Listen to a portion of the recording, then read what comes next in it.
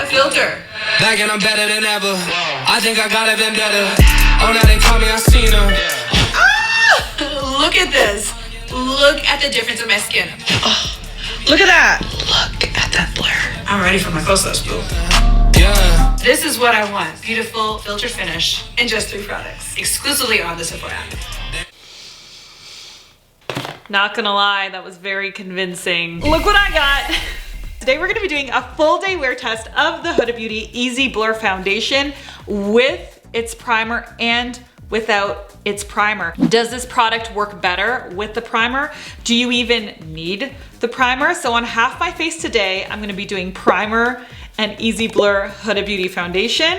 And on my other half, I'm just gonna be using the Huda Beauty Foundation. We're gonna do a check-in at 8 hours and at 10 hours to see how this foundation looks. No filters or skin softening of any kind has been used in this video. Let's go. Okay, so this primer is best for dry, combo, and normal skin. Something that's really cool about this is that it's fragrance-free. It's also silicone-free, which is very uncommon for primers. It has a matte finish, and apparently it's very good for pores. So this has a cooling jelly texture. It doesn't feel like a standard primer. You know, like the Smashbox Photo Finish primer, that one has a cult following. That has a really slippery silicone texture. This primer is a jelly primer. It almost feels a little bit sticky. Easy Blur Natural Airbrush Foundation. Let's see if this actually looks like a filter. So I got the color Latte, which is 300N.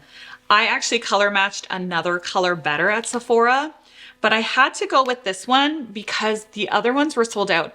This is sold out everywhere. Whatever they are doing with this marketing, it is working. The influencers are definitely making this sell out because really it's hard to get. So many of the colors are sold out. While we blend, let's talk a little bit about its features. So this is a medium but buildable, lightweight foundation. A lot of people online have actually said that it feels a little bit like a tinted serum, but it covers acne and hyperpigmentation, but it feels completely lightweight. It doesn't feel like those traditional really full coverage foundation products. So that's pretty cool. Cruelty-free, fragrance-free. I know that's important for a lot of you guys. It also has 1.5% niacinamide, which smooths and refines the look of texture and tone.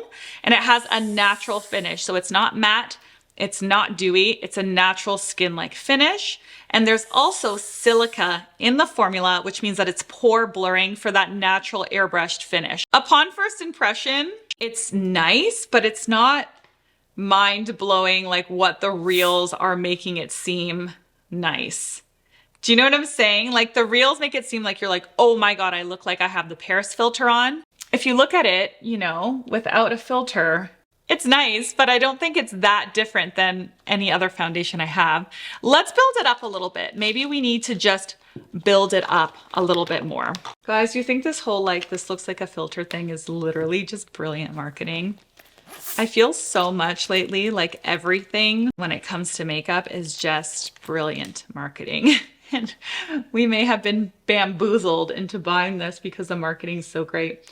I'm going to try a different application approach. So instead of using a beauty blender, I am using my BK Beauty 101, which is that really viral foundation brush.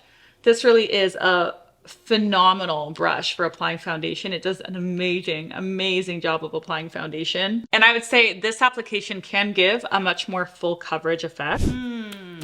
It's not what I was expecting. Honestly, it's not what I was expecting. I don't know why. I was expecting a really matte, kind of poreless finish. This isn't a matte finish. It's a natural finish, which is what it says it is on the website. So I don't know why I was expecting a matte finish. I think because in the reels, it looks super matte. That could be because maybe they set it. And I also bought the Huda Beauty powder to try it with. Look at this. This is the Huda Beauty powder mini. How adorable is this little tiny powder? We're gonna try it with this. For concealer today, I'm gonna use Lancôme. I'm sorry guys, I don't have the Huda Beauty concealer. I know I should probably have gotten it for this video. I have so many concealers, it's outrageous. So I'm just gonna use a little tiny bit just to brighten here. I don't wanna change the foundation too much by going over it with a Lancôme concealer. But we do need to kind of brighten under the eyes and then we'll set it.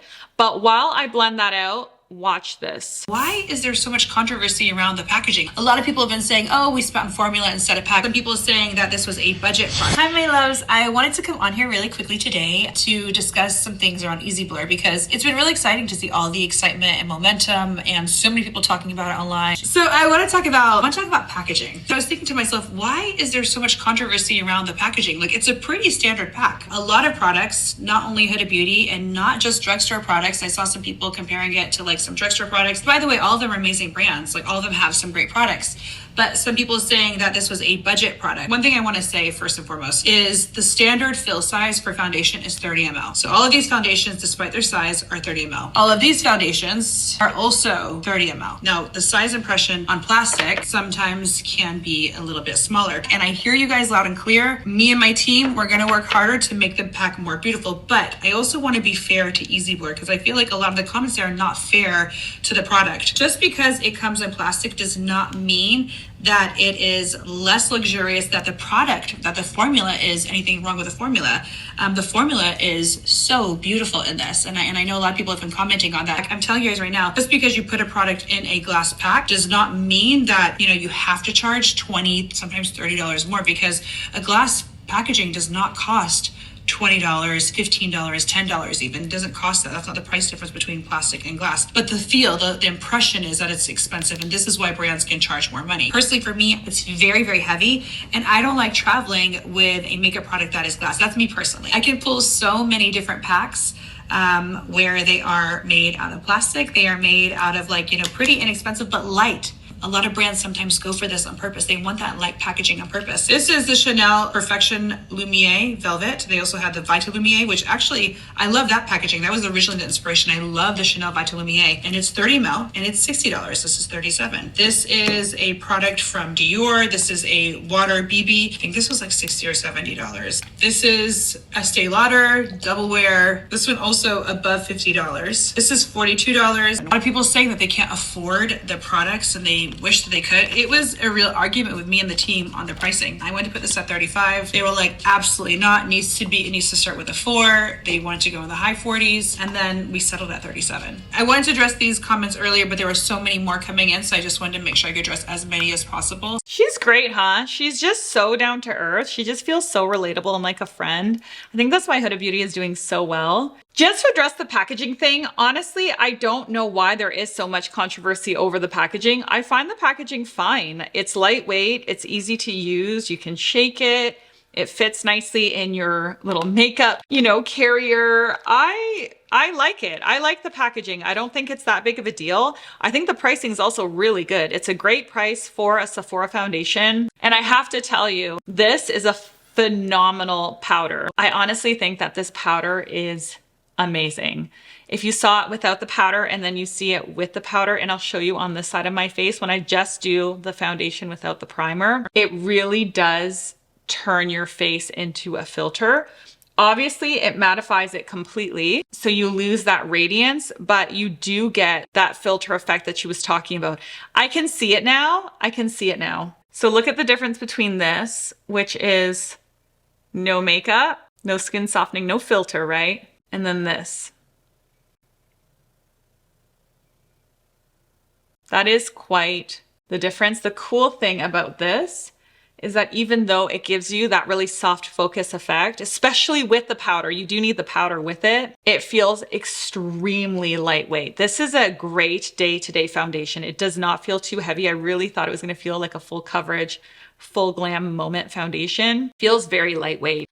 So while we do the other side, let's see what people are saying about it, because I saw on the Sephora website that there's actually quite a bit of up and down with it. There are some really positive reviews, and then there are some not so positive reviews. So this girl says it is a must-have. The foundation stays on extremely well throughout a long day, even if it's hot and I'm melting. I actually think this is good for my skin as well, keeping it soft and resilient. That could be the niacinamide in it. I kind of like that they packed some skincare product in here. I think if you are using this day to day, you know, it's an everyday wear foundation for you, having some skincare in here can be really good. The only issue is that I know that some people have sensitivity to niacinamide. So there's also people saying that it made them break out. I don't know, I'm not sensitive to much of anything. If you're sensitive to niacinamide, you might not want to reach for this foundation because it's 1.5% niacinamide in this formula. Okay, I take it back. You know how like 3 seconds ago I said that it wasn't that impressive? I take it back. It's actually really nice. Okay, this person says it's the worst foundation. 1 star. Okay. Honestly, having a makeup brand must be so stressful because you can never please everyone. There's always going to be the people that love it, that worship the product, and then the people who absolutely hate it and want the world to know. That must be tough, especially because I am such a people pleaser. I think it would kill me. But anyways, let's see what she has to say. Terrible. It's separated and flaked. It looked terrible. I tried to fix with powder and that didn't help. I wonder why it flaked and separated for her. For me, there is no flaking or separation. So if you look at this side, this is without powder. So you can see that it's a natural skin finish. Keep in mind that I have oily skin. And then here is powdered. So that is really where you're getting that poreless filter effect. It's from the powdered side, absolutely. So let's powder again. This one is banana bread, okay? The Baby Bake Loose Baking and Setting Powder in banana bread. I normally don't powder under my eyes very much, if at all really, because I have quite a bit of texture under my eyes. But I used this over the weekend and I used it under my eyes and I actually didn't mind it. And I love how it keeps your foundation from creasing and it makes your foundation last all day. I also gotta say, for all the hate that this packaging got, which I really think is kind of unnecessary hate, this is great packaging. Like, how cute is this little thing? This is just the mini. I'll definitely buy the full size when I run out of it. But look at this. It goes like this and then you just twist it and it opens and there's a little sponge in here and the powder in there. Do you want to finish the look together? I'm gonna use Ali Glines' new blush. Ali Glines came out with a new blush. You know how she did effortless lips, which were amazing? She now came out with these everyday baked blushes. This is in the color Oasis. This is in the color Daydream, and this is in the color Paradise.